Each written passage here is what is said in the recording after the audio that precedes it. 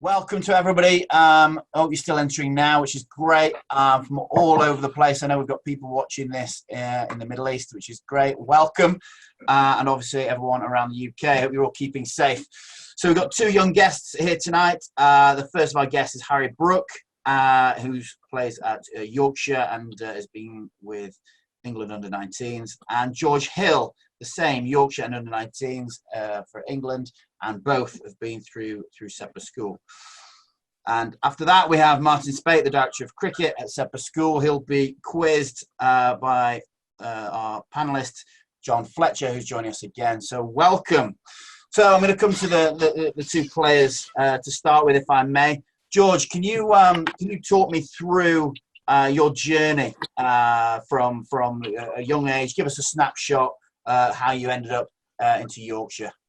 It started about 10, I think. Just playing club cricket at Old Sedberghians in Ilkley, and kind of got introduced to like district trials, North Yorkshire, then got through to Yorkshire, and then started off as a bowler, really, until I came up with Speight. I think Speight watched a prep school game, Malsis, where I was at, played junior school, and watched me bat. I think I did all right, and asked for some coaching lessons, and yeah, it started from there. I was a bowler that sort of batted a bit, was just batted 12 for Yorkshire all the way till I was about 14, and that's kind of switched around a little bit. But then, yeah, since then it's kind of been, it's been good. Kind of gone up through the ranks, through Yorkshire, the academy, and lucky enough to get a contract last year. But no, yeah, it's been really good so far. Excellent. And what about you, Harry? I started at about 6. I played at Burley and Wharfdale Cricket Club. It's a cricket club where my grandma, her garden backs onto the cricket ground, so everything was just there at the doorstep. I used to watch my dad and uncles playing on a Saturday, and they kind of got me into it at a young age. So I always used to love watching them play, learning from them every weekend. And then I got into Yorkshire set up at 11, I think, playing there, and I was playing all the way through the age groups until the academy. Obviously went to Sedbergh about 4th. I think I was 13 or 14, if I'm right, Speightty. 14. 14.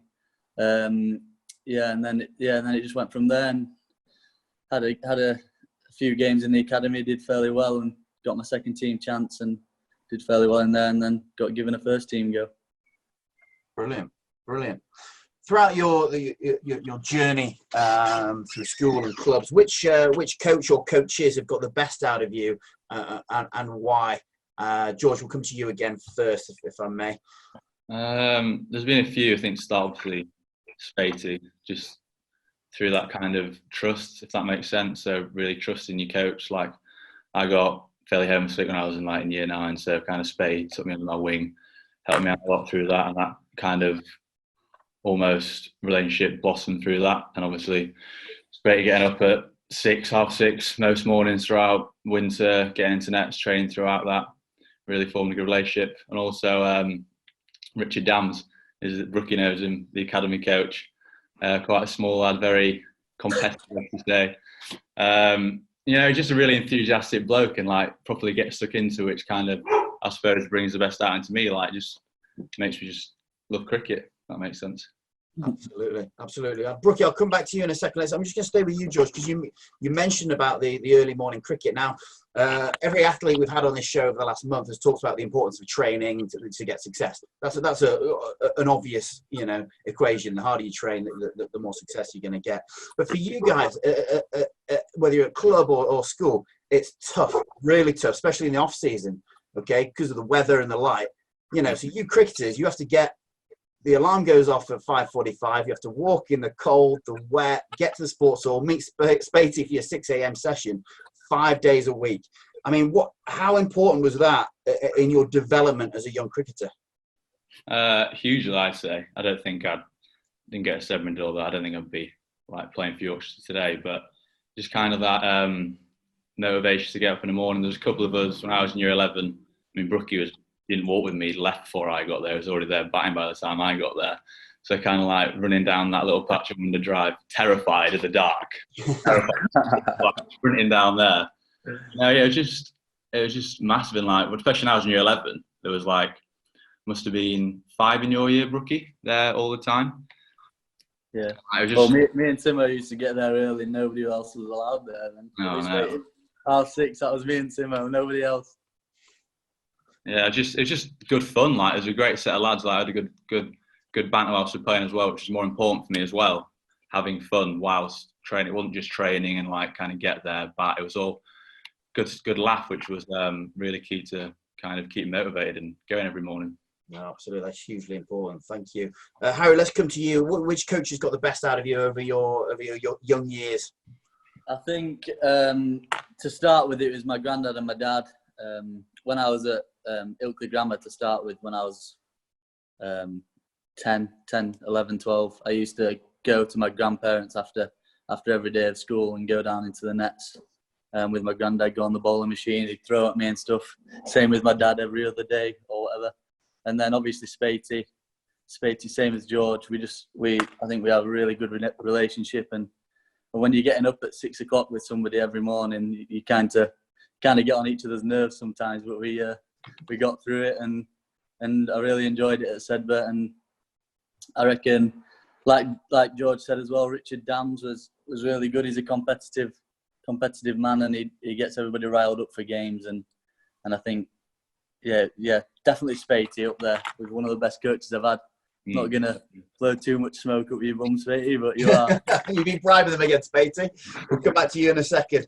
Fine, Harry. Can you talk me through your training week at Yorkshire for our viewers in the off season? So what do you do in the winter? They're pretty good days, to be fair. We get training at about 9, so we start at 9. To begin with, until December, it's all just fitness. There's no cricket, so we'll get there at 9, and then we'll finish by 11. So got the rest of the day. But in them sessions, we'll be doing gym sessions, running sessions, speed sessions, which tend to only take about an hour and a half. It's all pretty full on to start with. And then when cricket starts, we obviously still doing our gym sessions and running sessions, but trying to fit cricket in around there. That's like through December. It's generally just one-on-ones. So you'll have your batting session and your bowling session with the specific coach. So Paul Grayson for me and Richard Pyre, the bowling coach. But then after Christmas, all the bowlers are bowling at the batters, and and we have team sessions, and it's more competitive stuff on it. So if you're out, you're out. Kind of things like that, and scenarios. So we'll do T20 scenario, chasing a certain amount of runs off a certain amount of overs and whatnot. So yeah, it's good. Right. So October, November, you literally wouldn't touch a cricket ball. Well, we don't actually start in October. We started in November. There's no that's our time off. October. We have about 6 weeks off.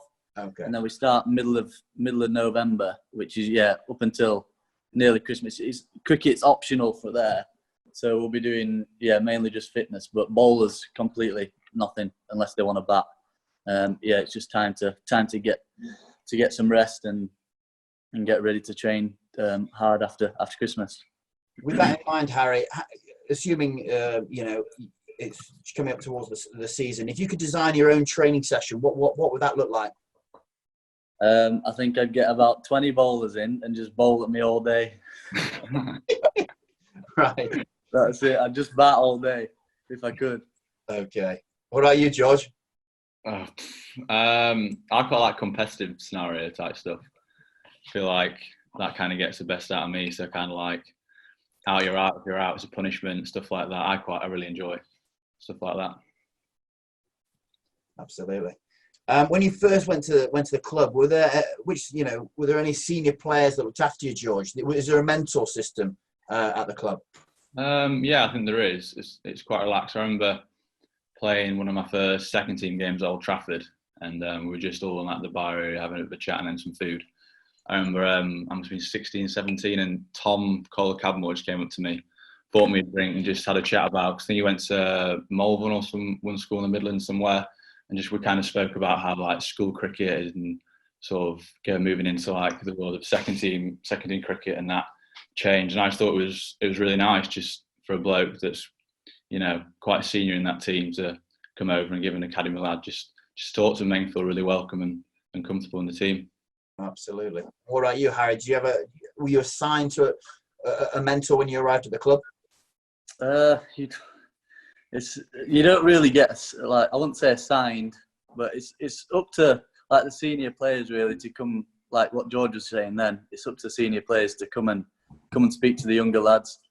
Obviously, I'm a bit more senior now, but I'm still fairly young. I tend to get on with everybody and bounce off everybody, but I aspire to play cricket like Gary Ballance. He obviously scores a lot of runs and does really well in first class cricket. So to try and replicate what he does in red ball cricket would be really nice. I'm probably a bit more attacking than him, but he's just a really good platform to try and bounce off and try and do what he does best. Thank you. I'm just looking at on our list here. Feel free, people at home, to write any questions down, and I can read them out if you write them down in the chat. The one right at the top, and this one's probably for you, Harry. How important is strength and conditioning for players' development? Now, I remember when you came to Sedbergh, you were slightly rounder than you are now. Okay, and you decided, aged, I don't know, I think you're probably GCSE age, to start smashing the cardio, start really taking your S&C seriously, and then the rest is history. So, you know, how important now is your strength and conditioning? Well, when I first turned up, I could have been used as a heavy roller, but yeah. So for me, when I first turned up at Sedbergh, Richard Dam said to me, "Don't do any cricket. Just get your fitness right and try and lose as much weight as possible." Obviously, you have to be fit. If you're a bowler, then it's even more important to be able to bowl all day and bowl long spells and keep your consistent like areas and whatever. But as a batter as well, it's really important to be able to concentrate all day. If you're going to be batting for a day and a half, you've got to be concentrating first ball and last ball of the day to score as many runs as you can. So, yeah, I think it's really important to be fit. I don't feel like you need to be extremely strong. My S&C coach will probably be annoyed with me saying that, but I definitely think fitness is a key thing. Yeah, absolutely. And what about you, George? I mean, you've always been lean and pretty athletic. How much of your training week at the moment? How much do you prioritise strength and conditioning? So we do a strength session 2 or 3 times a week, I think it is. But I think it's really important as well. Yeah, I mean, especially the way the game's going, it's sort of leaning towards a lot of white ball kind of cricket, and you've got to be able to clear the ropes at the end. And as Brooke said as well, you got to bowl, especially bowlers, bowling 2 days in a row in the dirt. I mean, it's tough. It's not easy. So yeah, it's massively important, I think. Boys, thank you very much indeed. We're going to have a break there. We're going to go over to Fletch and Speight. Good evening, Fletch. Hey, Speight. I enjoyed how you edged forward on your seat there. Actually, I just want to stay with the lads. So I'm going to come to you first, Harry. How would you describe Speight's coaching in 3 words? What words would you use? Enthusiastic. Yeah. Patient. And quality. Nice. Would you add anything to that, George? Would you have any words that are different to those?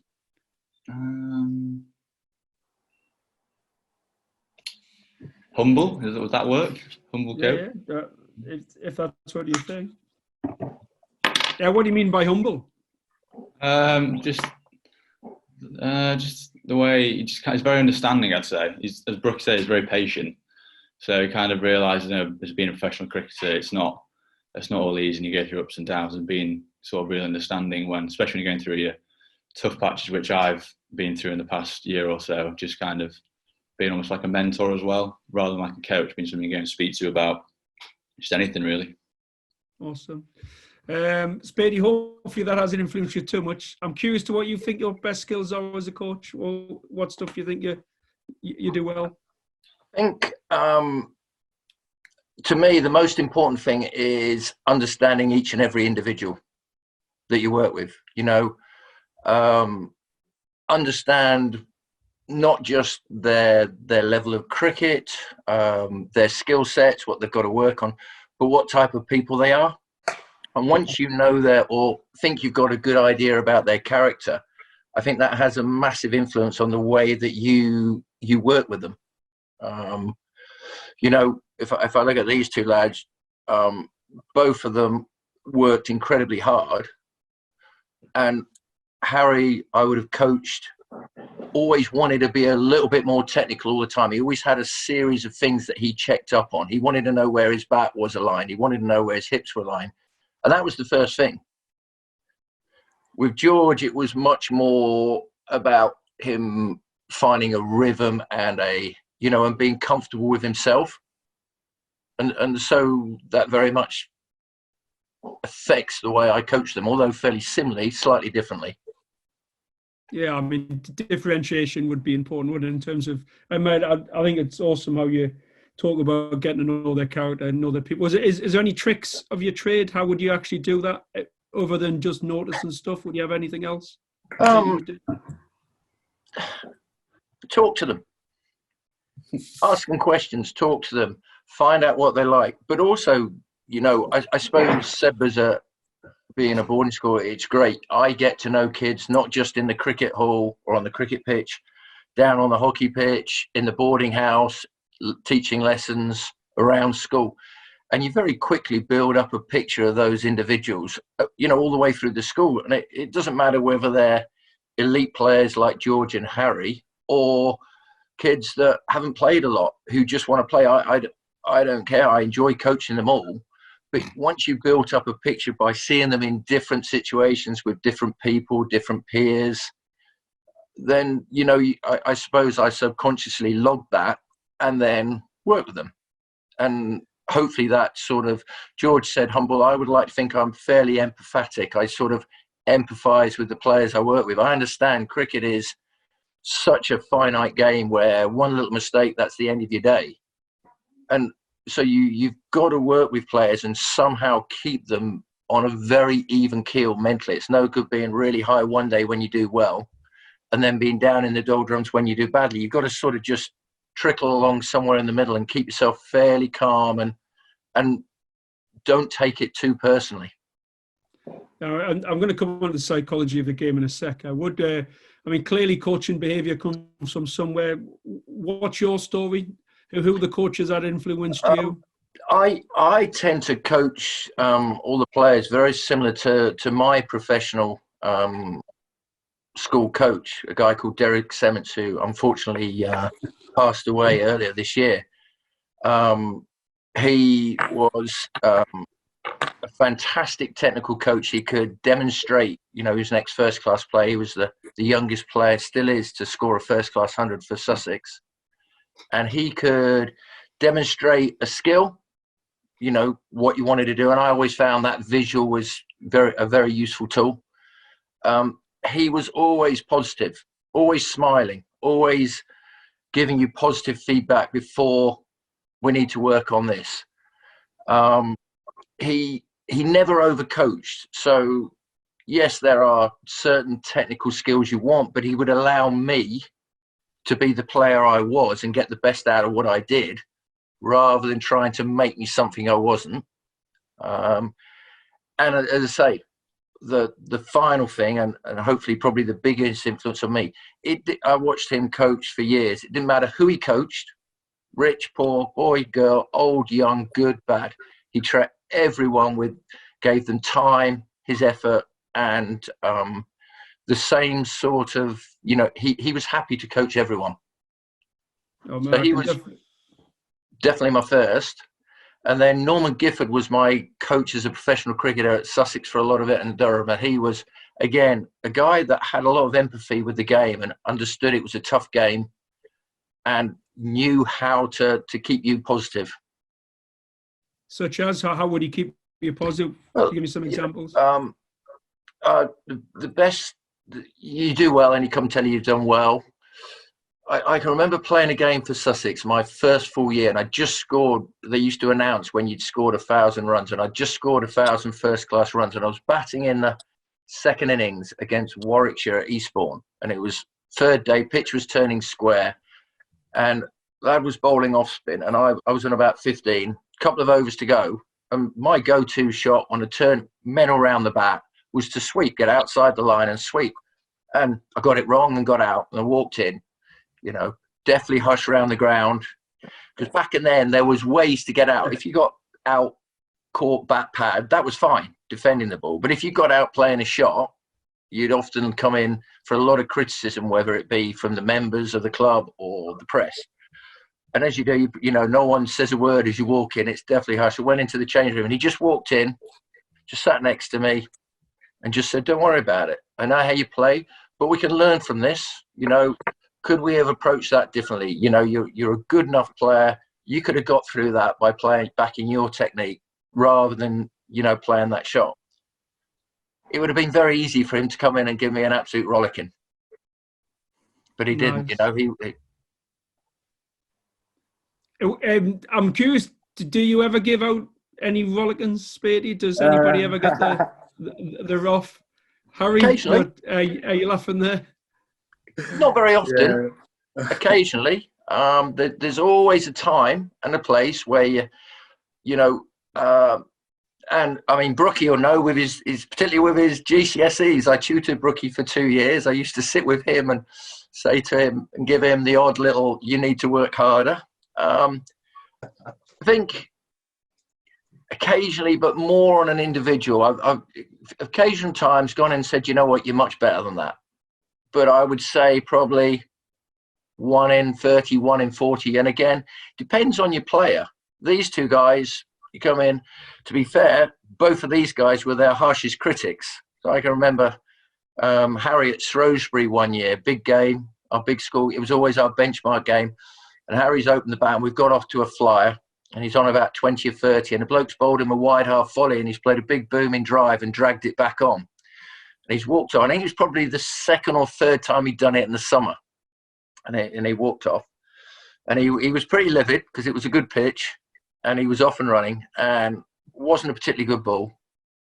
And he went storming off around the boundary. So I sort of caught up with him, and I said, "Look, that's how you play. You play shots. You got to take the rough with the smooth, and accept the fact that the way you play and in the positive nature that you play, you're going to have days where it doesn't go exactly to plan, but you're also going to have days where it does." And to be fair, he stuck with the way he played, and it worked for him. So both these guys, George, exactly the same. Never really had to sit down and say, they work it out for themselves. Just on the coaching, so the next question would be around your best mistake. I mean, we make plenty as coaches, but what's the mistake that you can remember that's actually, and then I'm curious to what learning came from it. Well, I think probably cricket-wise, when I first started coaching 20, 30 years ago, out in New Zealand, and then straight after professional, you probably wanted people to win too much because you come from that background of winning being really important. So I used to try and talk players about what they had to go and do before they had to go in it, and tell them how to win, and and it actually didn't work because all it did was make them nervous. And I learned fairly quickly that actually you train your socks off, work really hard, and just see games as a chance to put into practice what you've learned, and let people actually work it out a little bit for themselves rather than telling them how to play. And certainly last 5-6 years at Sedbergh, we've had some very, very successful seasons, some very good players. And I know with both Harry and George, and Chris Sanders was another one when he was captain when Harry was absent, and also Sam Barrett, didn't tell them how to play the game. They were good captains. They knew the game. They worked out how to play it. And actually, because they took ownership of themselves, yes, they had a lot of good players with them. They were very successful. George's team, came second in the Nationals. Harry and George played in the time we won the Nationals. but they very much did it themselves. Cricket is one of those games where you can't shout from the sideline and walk around and tell them what to do. They've got to work it out. And I think that was my biggest mistake early on, trying to tell people how to play. Probably in a different sport, hockey, first year at Sedbergh, we had a good girls team, and we were playing Stonyhurst. Slightly different format where you not as high quality players, but good players. And we conceded with a minute to go. So it was 2-2, and it was a bit of a local ding-dong. And we went straight up the other end, and our best player got fouled just outside the D. So, as you can, self-pass. Last play of the game, she just self-passed and went, and two of their defenders just absolutely crunched her, didn't back off 5.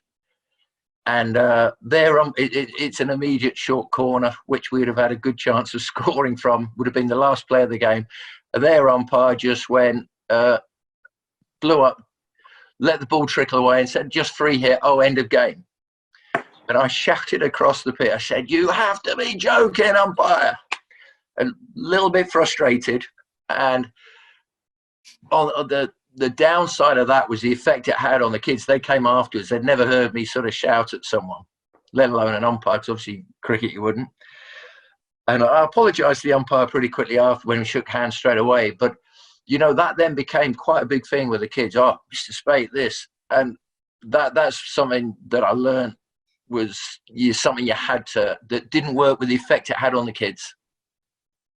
You know, they appreciated that you saw it, but not great example. Right, it's good. And look, I'm going to come back to you in a minute, Stu, but I'm actually going to ask all 3 of you. There's been a big shout out. This is from Will Croft. What's been the best moment of your cricketing careers? So, Speight, I'm going to start with you. I know you lads are just young. You've got the world as your oyster. However, if you can at this moment in time, you can come up with one as well. So, Speight, what's your best moment in your cricket career? I suppose 2 or 3. The first one would be my first class 100. So you know, that sort of is when you sort of feel you get the respect of your peers and around the country. That was, you know, quite a big milestone. The second one was the NatWest final, which was obviously a very big day. But probably the best I ever played was against Somerset in 1993 down at Taunton. I'd had a broken wrist, so I'd missed sort of 5 or 6 weeks. Prior to that, I just got a pair against Australia, which wasn't great, getting 0-0. So then I had 5 or 6 weeks off, and I played a second team game coming back and got some runs. So I went down and I played, and it was a pretty good wicket. They had a good attack, Caddick, Malander, Mushtaq Ahmed, Graham Rose, and I got 126 in 56 balls. And it was just one of those days where whatever shot I decided to play, the ball went out the park. And you're just sweeping everything. Yeah, that as well. Or reverse. But, you know, that's probably the innings. If you could say, how would you have liked to have batted all your career? That was the day when whatever I decided to do, the ball was, I saw it and smoked it out the park. Nice. George, what's yours, mate? What's your highlight so far? It sounds like we're the kids compared to Speight at the minute, but mine was last summer, probably playing 19s against India at Cheltenham College. There was about 3,000 people watching. I was lucky enough to captain. I remember in the first innings we're fielding, but the ball trickled to me as an obvious run out, fumbled it. 800 people started groaning behind me, so hands in the air going, oh, bloody hell, what's that? Anyway, we were chasing about 250. I was about in a 6, I think. And it was getting a bit sort of nip and tuck. We needed about 8 and over going in. And we ended up winning it, luckily. But it was just one of the best ones on the cricket pitch, really. Just kind of going in with under pressure and just somehow, don't know, it was probably luck was on my side that day, kind of living and winning. And we hadn't won a game as a team in about 12 games. So that was something that was really, really special to me. Harry, what was yours so far? My favourite moment's probably my first class 100.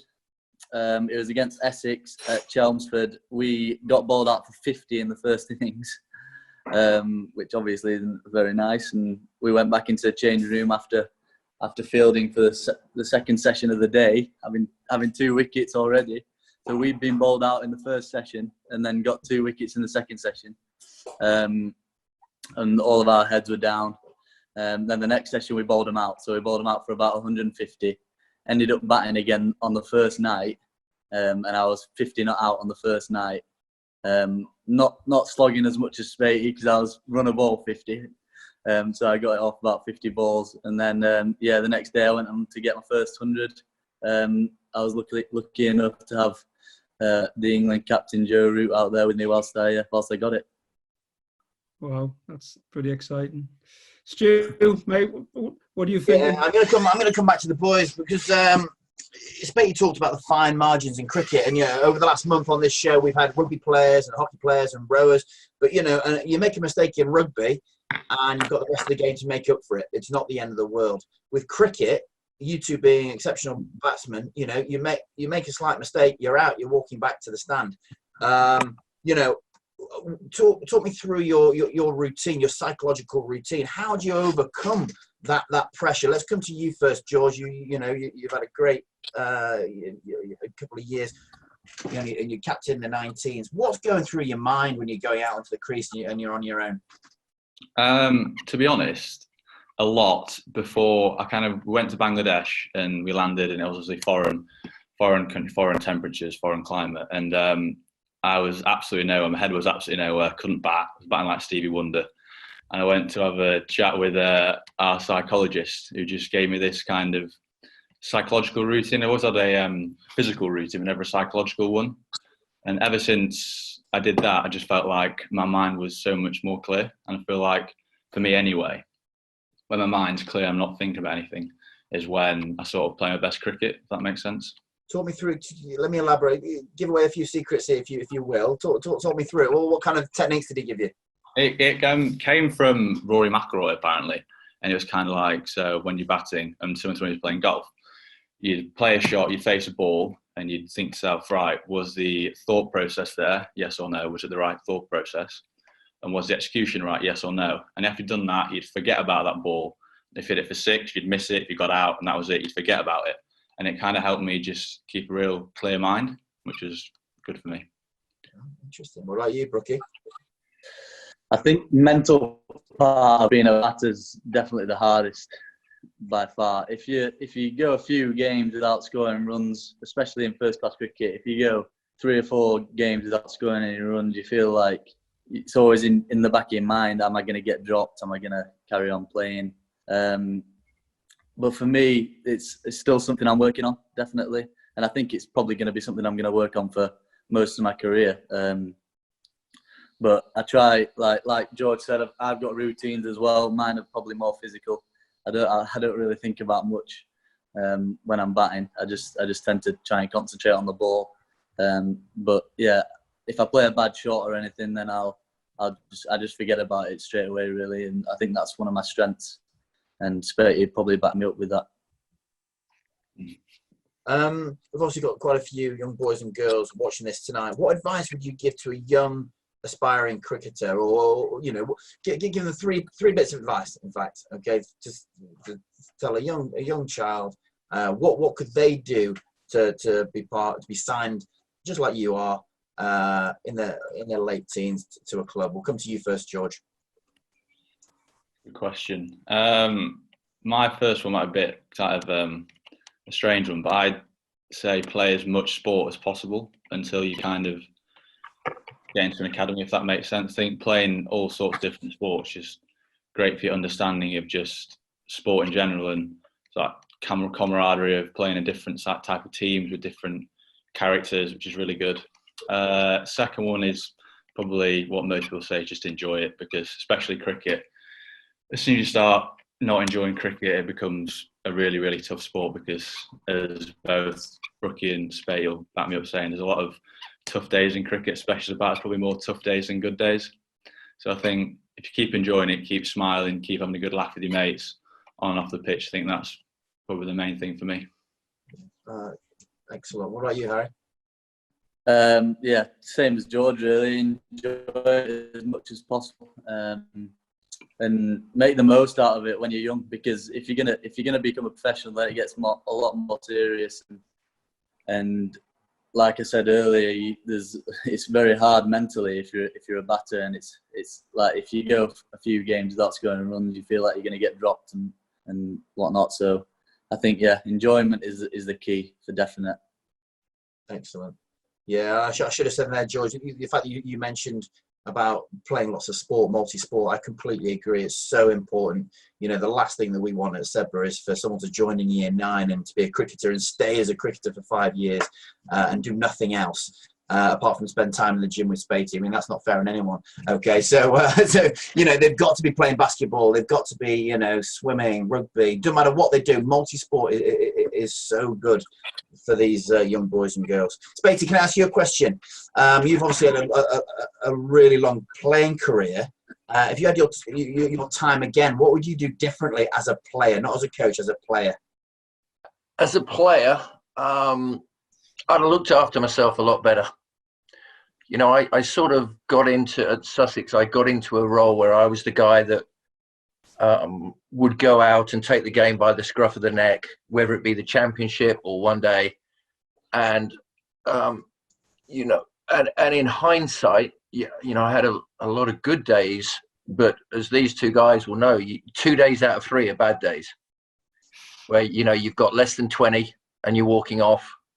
And what I should have done, and in hindsight, and I've told both of these guys, when you get in, cash in. Too often I got 60, 70, 80 you know, in double quick time. And often that would turn a game, particularly back then, that would turn a game. But actually it didn't do me any good in terms of progressing up the ladder and playing higher. If I'd have gone, right, you know what, I've got a really good start here, I'm now going to look after myself and just bat, I was actually good enough to score runs at a reasonably quick rate, got a lot more hundreds, and at the end of the day, it might have got me picked at a higher level. I wasn't selfish enough. I was too, this is what we want you to do, go and do it. And actually, the players that really get on, they're the ones that when they're in, they look after number one. And like I said to both of these guys, they're both being given contracts based on what they've done because they're good players. And with that means scoring a lot of runs. You don't get a contract, no matter how good a player you are, if you don't score any runs, they don't give you a contract. So, and moving forward, these two guys have got to make sure that, you know, when they go in, they, play positively, but actually let some of the older guys who know the game a little bit better, let them take on the big shots all the time. And you look after yourself and you build your scores, because when it comes to the end of the year, people look at how many runs you've scored, then they look at your average, then they look at your strike rate. My strike rate back in the 90s would have been over 100, but no one ever looked at that then. No one, you know, and at the end of the day, runs count. Regardless of the format, runs count. Thank you, Spacey. Can we just stay with you again, Spacey? There's a question that's popped up on the board. What's the greatest, so let's move from playing to coaching. What's been your greatest coaching moment? Greatest coaching moment? In terms of a team or an individual doing well? Sorry, I should have said it. Then goes on to say team or individual, doesn't matter. With team, I think was Harry's year group at school. They, when year before Harry came, 3 or 4 of them, Chris Sanders, James Park Johnson, a couple of us played in the under-15s. We got to the 2020 final and lost. Then the following year, when Harry's year, same year, we got to the both under-15s finals and lost. Following year, we got to the under-17s final and lost, and also the national 18s final lost. And then last year, very last game, we finally beat Millfield in the 2020 final. I suppose just purely in seeing a team who'd got there so many times and you thought were good enough to win, finally getting over the finishing line in the virtually the last game they played. That was one. The other one with that year was that Harry basically not carried the team because there was a lot of very good players, but Harry got picked for Yorkshire first team just before half term in our final year, and he was playing for Yorkshire, so we didn't have him. And all the other boys actually stepped up and played better and better and took on the responsibility, and we beat Millfield without Harry. And that was probably the best thing, because to see those players really step up and show what they could do without their best player, that was a really something special. You know, you take, particularly in cricket, you take your best player, the one that every other team is scared about, out the equation, and you still absolutely thump everyone. That was special. Absolutely. Let's go back to the boys. George, there's a question here from Oliver Barnard. He's a young lad coming to the senior school next year, great little cricketer. He wants to know what was the atmosphere like in the World Cup, and how did it affect your concentration? Coming to you, George. Oh, sorry, I was miles away then. It was quite surprising, to be fair, because there was actually quite a lot of like media hype around, and there's like all this kind of like interviews and like pictures and all of the media stuff, and it kind of, I mean, I didn't head to the tour before the World Cup. I had a bit of a stinker, so my place was I was a bit nervous about whether I get picked or not, and so I was always kind of on edge about it all. But I think a couple of lads did kind of get carried away with, I don't want to say the fame, but the publicity of kind of like being on certain like sports pages and getting carried away and almost thinking that their Instagram was more important than actual cricket. And I think a couple of lads may have potentially done that, but I thought it was really cool. I didn't think there'd be that much hype around it. I thought it was just an age group cricket, but no, yeah, it was good. I didn't particularly deal with it because I didn't play much in the World Cup, but I'm sure a couple of lads who did play found it all right, to be fair, I think, and our team anyway. Good stuff. And what about you, Harry? I mean, there's a load of pressure on you, you know. Varney put a tweet out saying you're the next best thing, you know, you're the next young lad to join England. You went to the World Cup, you got a century against Bangladesh. I mean, what was the atmosphere like for you, and, you know, how did that affect your concentration? It didn't affect my concentration at all. It made me want to score more runs and win even more, because I was captain there, so it just made me want to win even more. Like the atmosphere during games wasn't like, there was nobody there really, so it wasn't like, obviously it was on TV. There wasn't really an atmosphere whilst we were there. I'd definitely say playing in the Roses T20 matches is an unbelievable atmosphere, and it's obviously there's a lot of pressure on that game because we always want to win that, and Lancs are such a big rivals for us. But yeah, I thrive in them games, and I love trying to show everybody what I'm made of and try and get as many runs in front of everybody as I can. Excellent. Jens, this is a really good question that's just come up, and you know, don't be shy. We'll come to you first, George. Where do you see yourself in 5 years' time with your cricket? That's a very good question. Where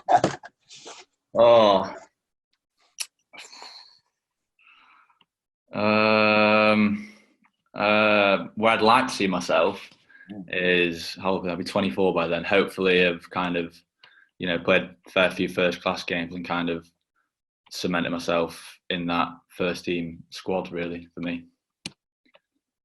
Okay. Thank you very much. And Harry, what about you? 5 years' time, where do you see yourself?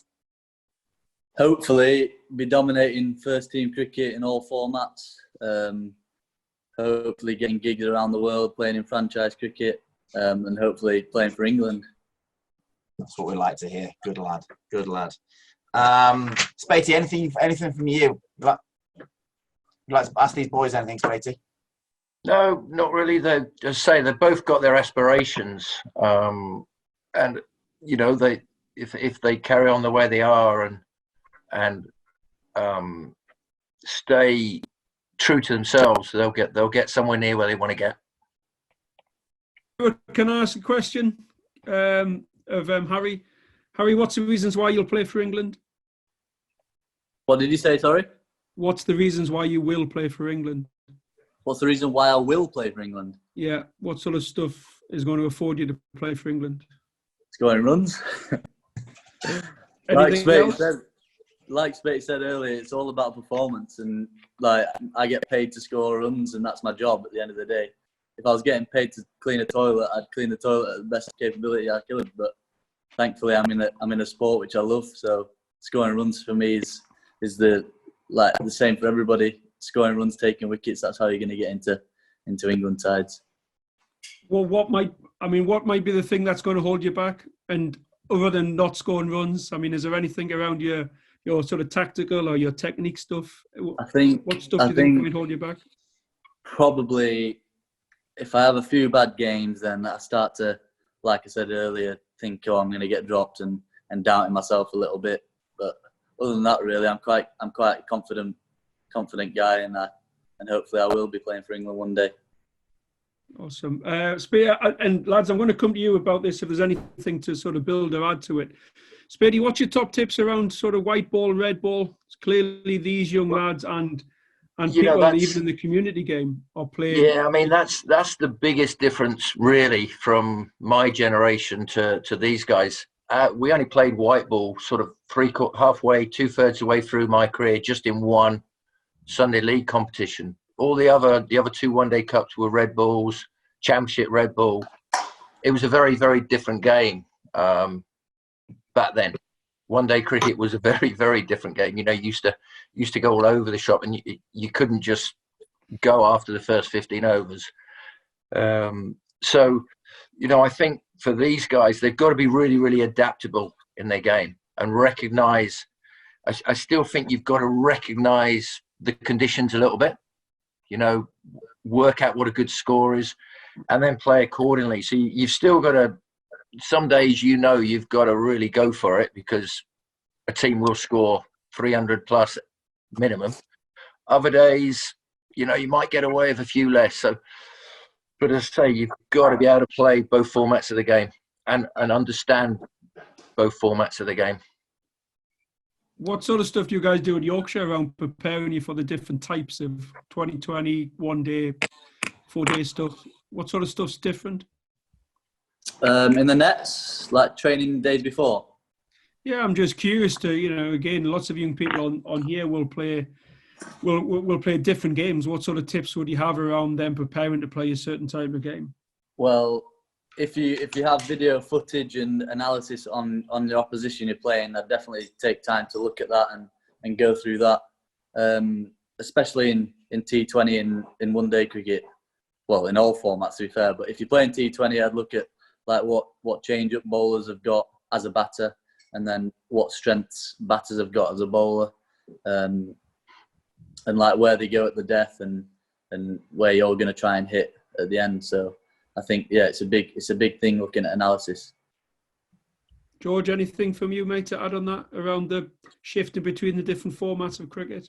Yeah, I feel like the kind of core basics are all the same in red ball and white ball. Like the basics are still the same. It's just kind of added extra things. So I didn't play any red ball cricket for pretty much a year, and then went back. I got back from South Africa. I went into a red ball net against Big D.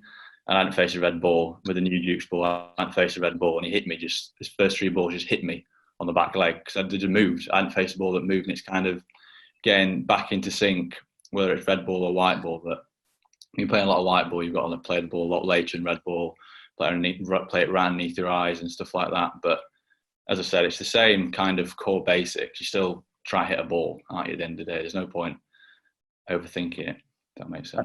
I think it's a lot easier to go from red ball to white ball, definitely.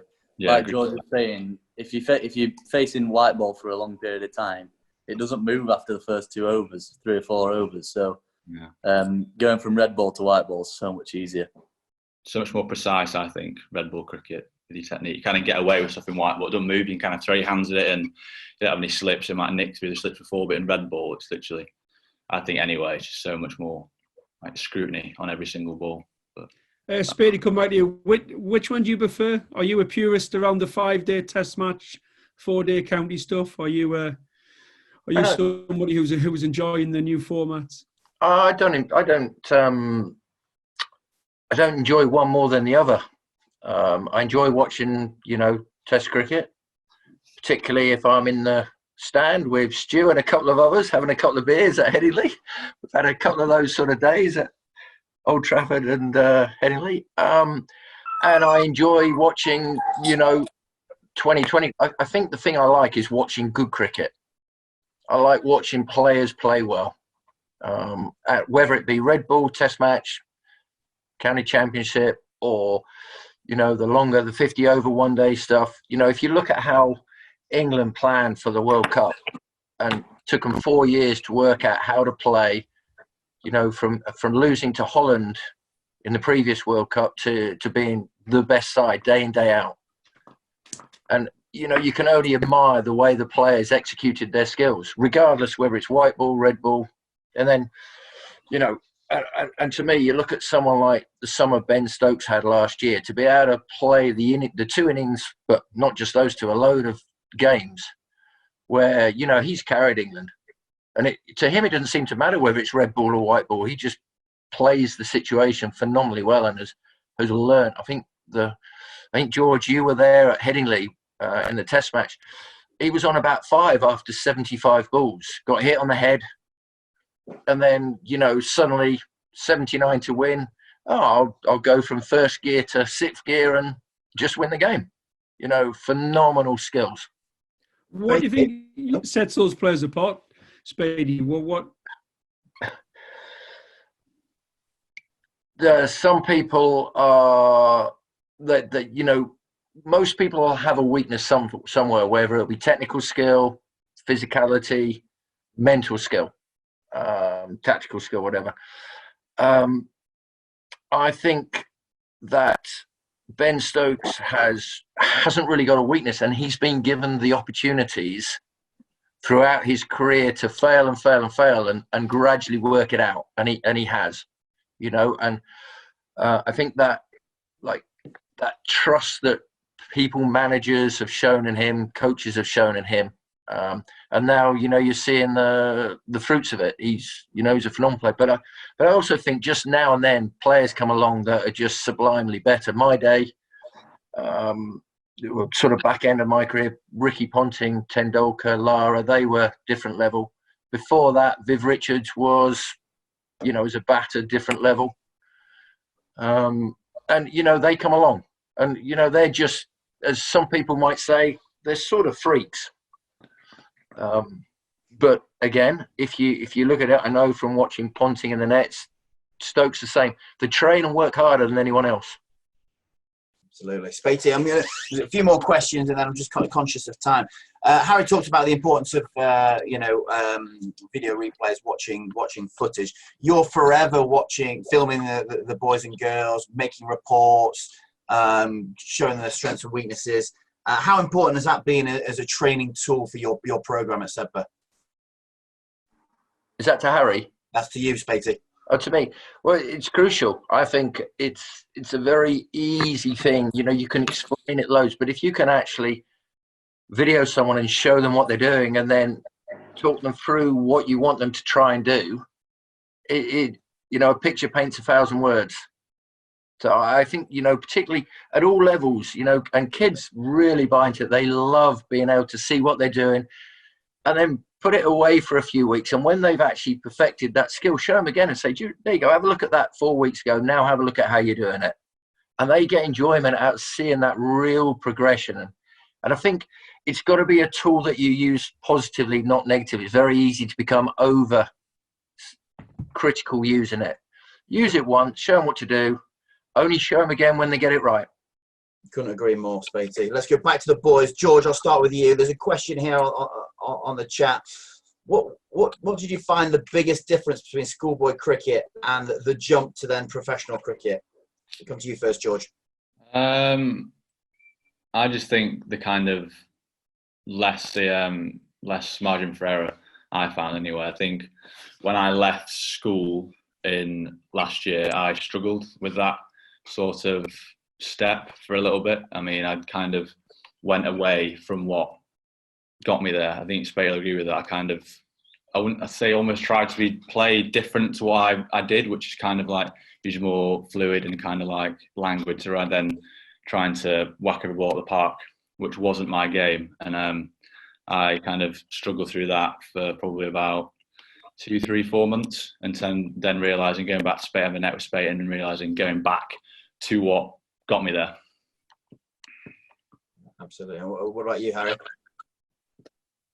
Yeah, margin for error again. I think schoolboy cricket, you can get 3 or 4 bad balls in 1 over, but in professional cricket, first class especially, like you could have 2 or 3 overs where you don't have a good ball, a bad ball, and you're trying to serve runs. So margin for error definitely, and I think competitiveness to a degree, but like I think everybody's always competitive and everybody wants to win. But I think when you're playing for such a big prize and like first class cricket, trying to win the championship, it's just like everybody's a bit more riled up, and like in first class cricket, you can lose a game in a session. So the competitiveness is as well.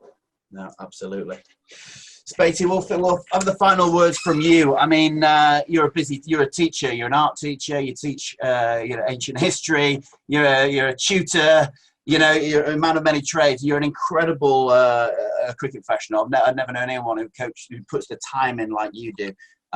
Chris Mann has masterminded the cricket program for the last 20 years. You, for the last 10 years, have worked with him. The hours that you put is incredible.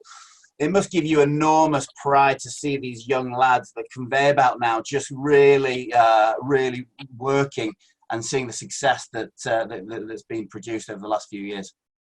It is. It takes time. I remember when I first came for interview and I said it will take 7 years, and we got there a bit quicker.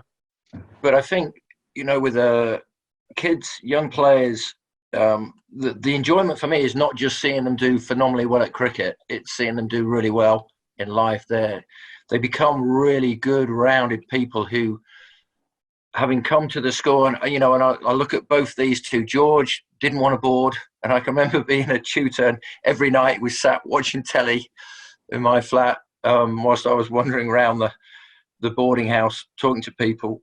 And I say Harry came as he said, he could have rolled the wicket. He was quite, and to see these two lads actually not just become cricket, but actually the education, the lifestyle they took on, which I know both of them at the start found very difficult, actually made them. I never forget Harry, the very first day.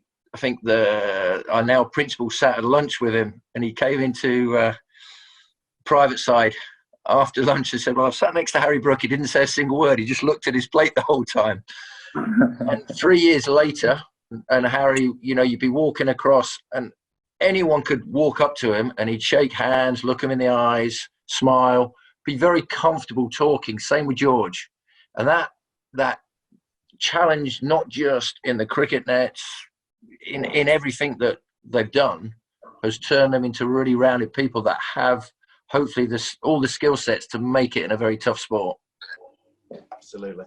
And boys, thank you so much for joining us this evening. We are incredibly proud of you, and we look forward to when COVID-19 is over. We're going to follow your careers really closely. So very best of luck in the future, and hopefully next time we see each other, we'll be face to face or in a pavilion in some big stadium where you're playing. So really looking forward to it. And Speighty and Fletch, thank you ever so much, and keep in touch.